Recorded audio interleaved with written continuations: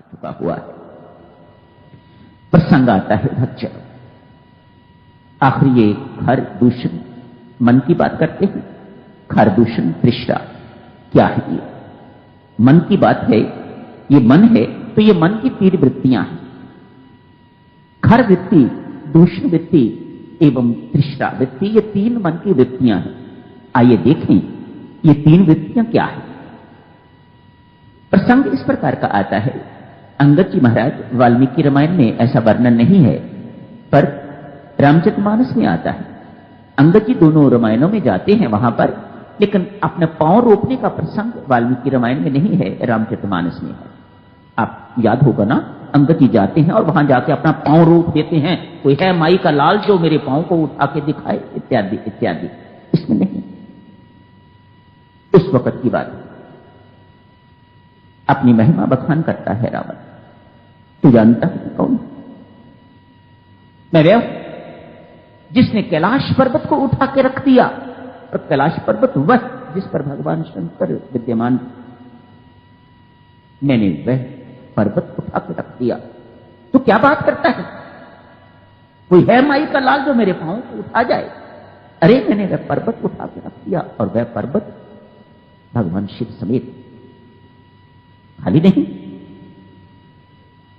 शिव जी महाराज उसके ऊपर बैठे थे, उसको मैंने उठा के रख दिया। तो कहते हैं कि मेरे पांव को कोई नहीं उठा सकता। आगे अपनी महिमा का और बखान करते हुए, तू जानता है,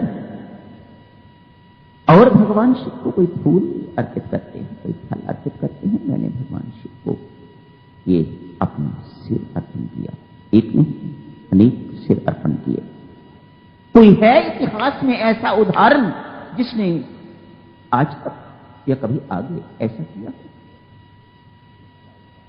अंगद सारी बातचीत सुन के तो रावण को कहता है, तू गधा है। ये खर वृत्ति की बात चल रही है, तू खर है। क्यों? जैसे गधे को बिल्कुल पता नहीं चलता कि उसकी पीठ पर चंदन लादा हुआ है या गोबर। काश तूने अपने ज्ञान का सदुपयोग किया होता तो तेरे अंदर ये खर की वृत्ति ना होती। इसलिए कहता हूं तू गधा है, खर है। जिस प्रकार गधे को यह बोध नहीं होता कि उसकी पीठ पर चंदन लादा हुआ है या गोबर खाद लादी हुई है, ठीक इसी प्रकार से रावण, तुम्हें भी ये बोध नहीं है कि तुमने क्या कर डाला। जिस चीज को तू अपनी महानता वर्णन कर रहा है वह महानता नहीं है। सुन मेरे से,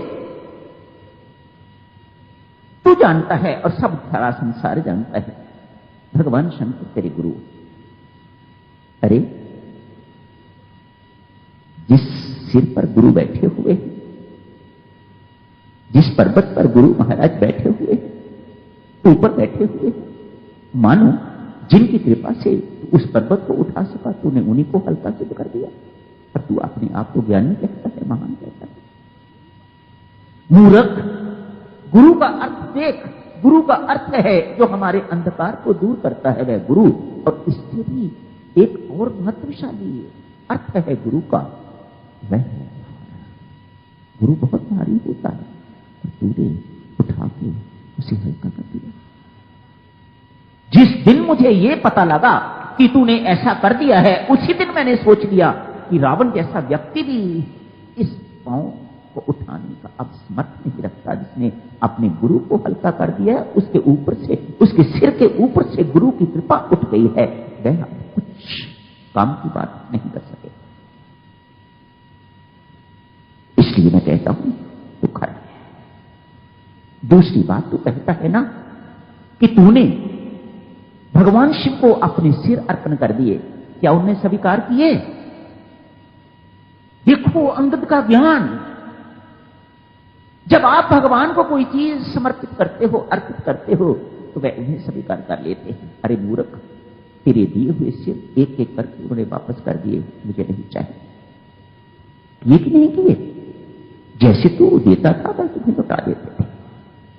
अरे काश उन्होंने सिर स्वीकार कर लिया होता, या तेरे इस सिर को बदल दिया होता। भगवान तो सिर बदलने में बड़े एक्सपर्ट। दक्ष का सिर काटा तो बकरी का लगा दिया, गणेश का सिर काटा तो हाथी का लगा दिया। काश तेरे ऊपर भी ऐसी कृपा उन्होंने की होती तो ये आज जो अनर्थ हुआ वह ना होता। तेरी विचारधारा यदि बदलती होती, उन्होंने कोई दूसरा सिर तेरे ऊपर लगा दिया होता तो ये अनर्थ जो तूने किया है शायद ना होता।